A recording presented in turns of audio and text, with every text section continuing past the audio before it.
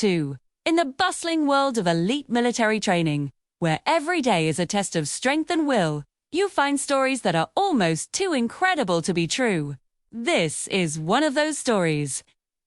It begins at a joint training facility, a place where the best of the best from different branches come to hone their skills. Our story centers on a young, seemingly unassuming woman named Lieutenant Miller and a group of seasoned Navy SEALs known for their swagger as much as their skill.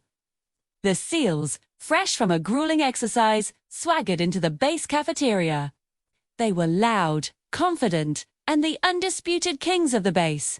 They grabbed their trays and spotted a table with a single occupant, Lieutenant Miller. She was quietly reading a book, a stark contrast to the boisterous energy of the SEALs. Seeing an opportunity for some light-hearted hazing, the team's leader, a burly senior chief named Tank, decided to have some fun. He sauntered over, his team snickering behind him. Tank leaned over Miller's table, casting a large shadow over her book. "Oh there, sweetheart," he began, his voice dripping with condescension. "This table is for operators. What's a little thing like you doing here?" "You lost!" Miller looked up, her expression unreadable. She didn't say a word, just raised an eyebrow. This only encouraged Tank. "So, what's your rank, anyway?" "Private. Specialists." "Did you just finish basic training yesterday?" Whose team laughed, the sound echoing through the cafeteria, drawing stares from other diners. Miller slowly closed her book, her gaze never leaving Tank's. The entire cafeteria seemed to hush, sensing a confrontation was brewing. Everyone knew the SEALs' reputation. They were legends, and no one dared to cross them. Miller, however, remained calm. She took a slow sip of her water, then looked Tank directly in the eyes.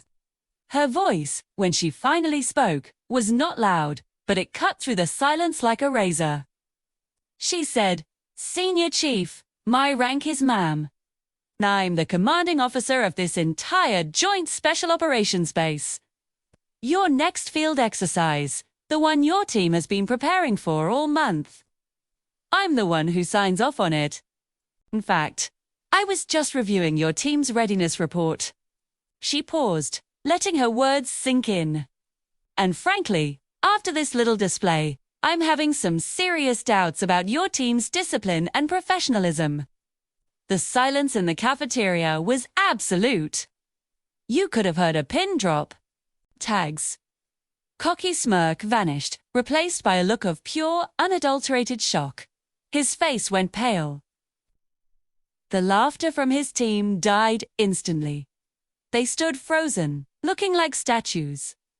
The man, who was just moments ago the king of the room, was now stammering, trying to form an apology. "Ma'am, I didn't know. I'm so sorry, ma'am." The entire cafeteria watched as the formidable Navy SEAL and his team stood at attention, being dressed down by the quiet woman they had just tried to intimidate. From that day on, Lieutenant Commander Miller, the base commander, was never underestimated again. And the SEALs, they learned a very public and very valuable lesson in humility. Thanks for watching. If you enjoyed this story, be sure to hit that like button and subscribe for more.